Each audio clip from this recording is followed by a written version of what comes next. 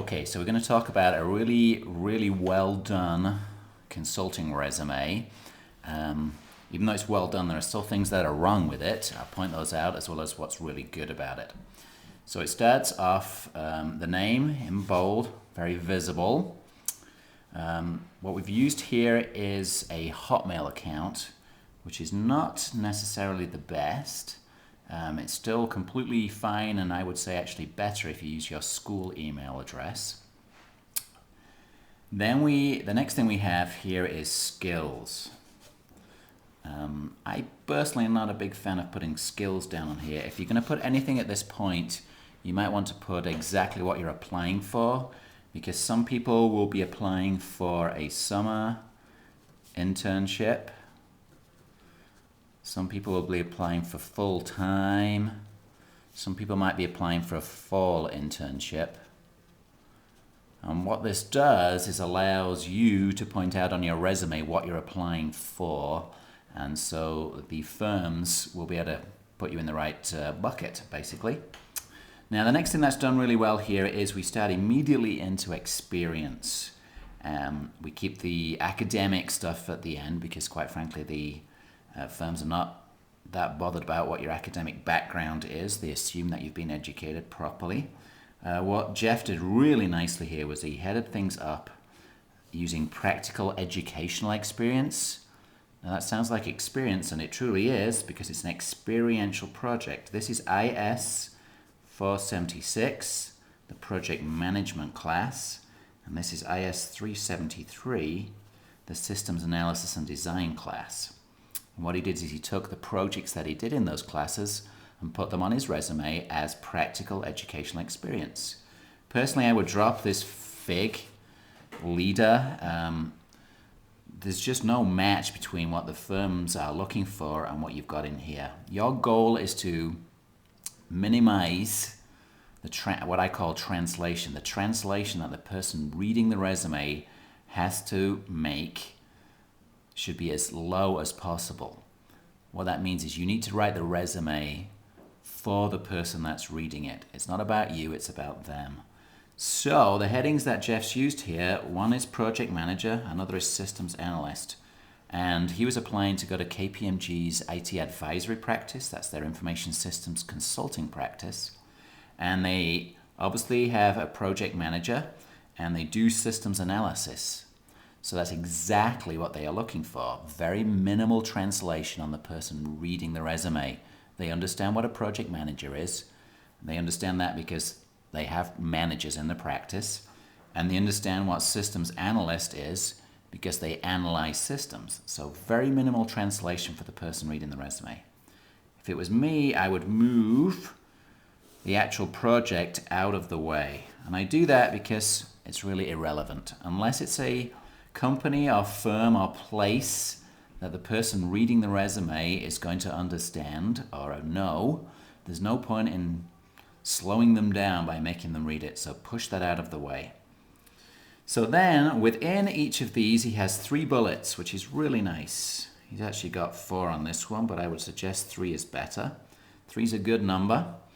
He starts each sentence here with an action verb. So managed, designed, acted, assisted, mapped, formulated. Those are really good, strong skill verbs.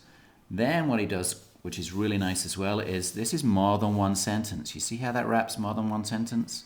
More than one line, more than one line, more than one line, more than one line. That just shows that under each skill, he did quite a bit. He obviously had quite a development of that skill. So he managed a team, designed a project charter, acted as liaison. He assisted in the design, mapped the previous system, formulated the project's economic technical feasibility. So that's really good. So that's page 1. Now this resume is actually 3 pages long. It's too many pages. There's a lot of white space, as you can see. And some people ask how long a resume should be, and my answer is it should look as if you have really worked hard to get into the smallest amount of space possible. For some of you that will be 1 page, for some of you that will be 2 pages. It just needs to look like you spent a lot of time and effort only putting the really relevant things in there. So let's go on to page 2. And on page 2, we have a couple of interesting things. Now we move on to relevant employment experience. Okay, so now we're still under experience. And this was at the Honeywell Guest Ranch. And again, I would move that up out of the way because no one cares where you did it. And he headed this up as systems consultant. And that's really handy since he's applying to be a consultant in an information systems consulting practice. So it's exactly what the firms are looking for, or this firm was looking for.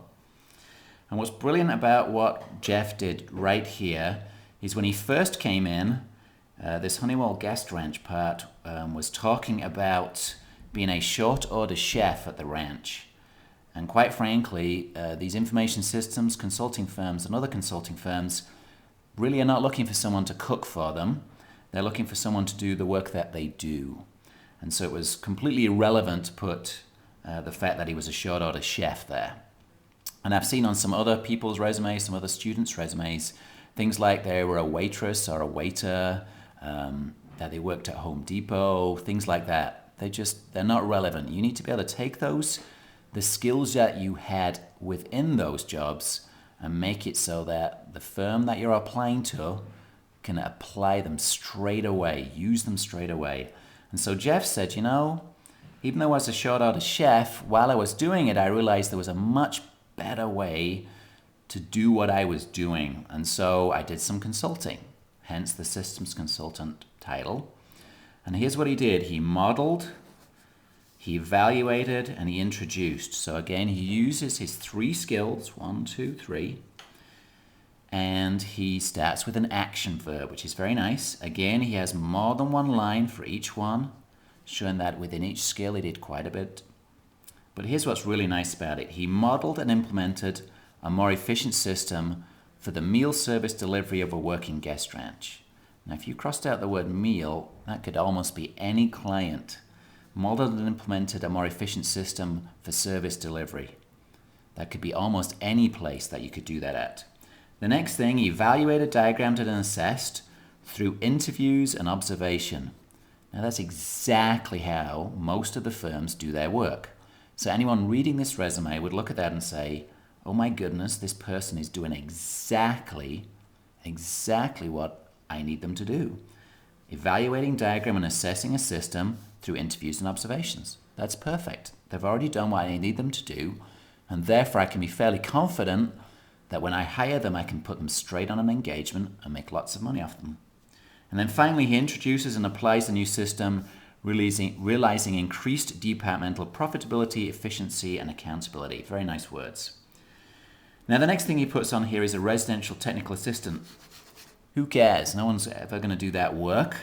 You're certainly not going to be a residential technical assistant for anyone. So for me, reading the resume, I have no idea what that means. So don't put it on the resume and waste my time. Next, we have education, and I think it's worthwhile jotting that down. If you have a decent GPA, I think that's good.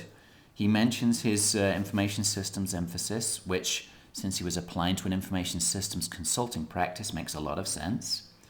Then he mentions some relevant coursework, and I think this is a waste of space. For instance, business applications development, what does that mean? I don't really care about the title of the course. I need to know what you did. I need to know what skills you are going to bring to the table and that we can use as a consulting firm. So telecommunications management, none of this is useful. Only put courses down that are useful.